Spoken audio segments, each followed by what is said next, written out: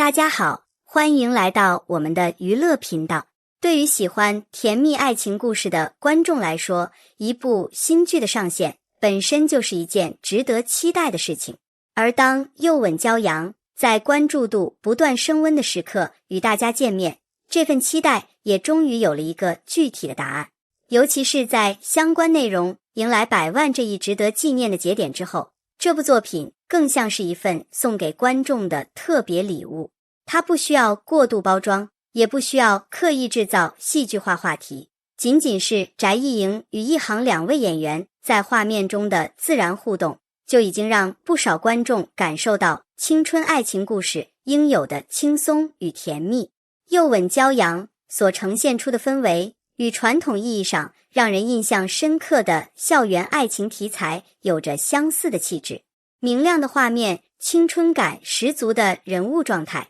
再加上男女主角之间自然流动的情绪，让观众很容易进入故事所营造的氛围之中。所谓好磕，其实并不一定意味着现实中的关系，更重要的是演员通过角色之间的互动，让观众相信故事中的2个人确实拥有属于他们自己的情感节奏。因此，当翟艺莹与一航出现在同一画面时，观众首先感受到的并不是刻意制造出来的甜，而是一种比较轻松的相处感。一个眼神，一句对白，一次靠近，甚至是人物之间简单的停顿，都可能成为推动剧情情绪的重要细节。这样的处理也让又吻骄阳的青春气息更加鲜明。对于等待了许久的观众而言，能够看到作品正式上线，无疑是一种满足。过去的期待终于从预告、剧照和讨论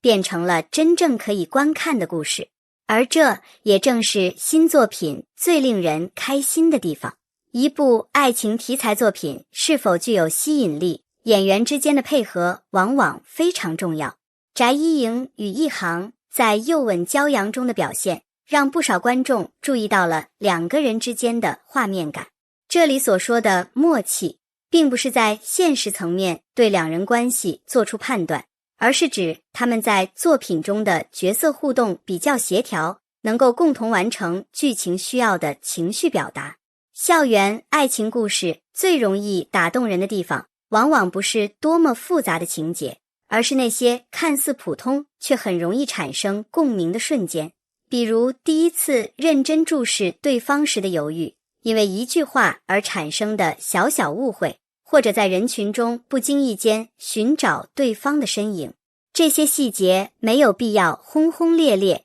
却能够让人物之间的关系慢慢建立起来。翟艺莹在镜头中的表现带有比较明显的青春气息，而一航所呈现出来的状态也能够与这样的氛围形成配合。当2个人同时进入画面时，视觉上的差异和人物之间的互动，让故事更容易产生层次感。观众之所以会觉得甜，很多时候并不是因为剧情一直在强调浪漫，而是因为角色之间的情绪没有显得突兀。更值得注意的是，真正能够让观众持续关注的 CP 感，最终还是需要建立在作品本身。演员负责塑造人物，剧情负责推动关系，镜头则负责记录这些变化。只有3者共同发挥作用，观众才会真正关心角色接下来会发生什么。所以，与其把翟艺莹和一航简单定义成现实中的某种关系，不如把注意力放回又吻骄阳本身。作为剧中的搭档，他们所带来的青春氛围，正是这部作品目前比较容易被观众记住的一部分。为什么校园爱情题材总是能够反复引起观众关注？答案或许并不复杂，因为校园时代承载着很多人对于青春的想象。那时候的喜欢可能非常简单，一次偶遇，一句鼓励，一次并肩同行，都可能成为记忆里很长时间都不会消失的画面。又吻骄阳的吸引力也正是建立在这样的情绪基础之上。它所呈现的并不是成年世界里复杂的利益关系，而是更加轻盈的青春情感。观众观看这样的故事时，很容易从角色身上找到某些熟悉的感觉。即使每个人的青春经历完全不同，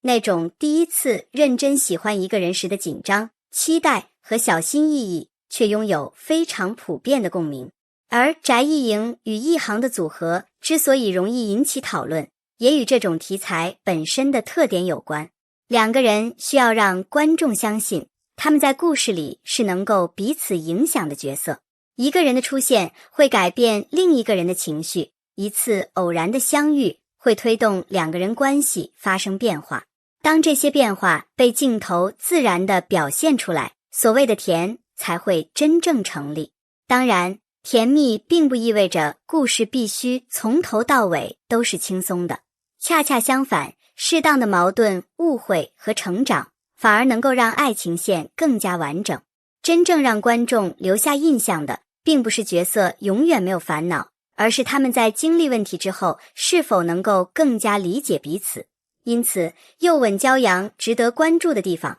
不只是翟一营和一航的同框效果，也包括这段青春故事究竟会怎样发展。两个人从陌生到熟悉，从试探到理解，最终会形成怎样的情感变化，这些才是作品能够持续吸引观众的重要原因。每一部新作品上线之后，观众都会关注播放量、热度以及讨论度。这些数据确实能够在一定程度上反映作品受到的关注，但它们并不能完全代表作品的最终成绩。因此，对于又吻骄阳来说，100万更适合被看作一个值得纪念的阶段性节点，而不是提前判断作品最终成绩的依据。对演员而言，新作品能够获得观众关注，本身就是一种积极的反馈。翟一营与一航需要通过角色和故事，让更多观众逐渐认识作品，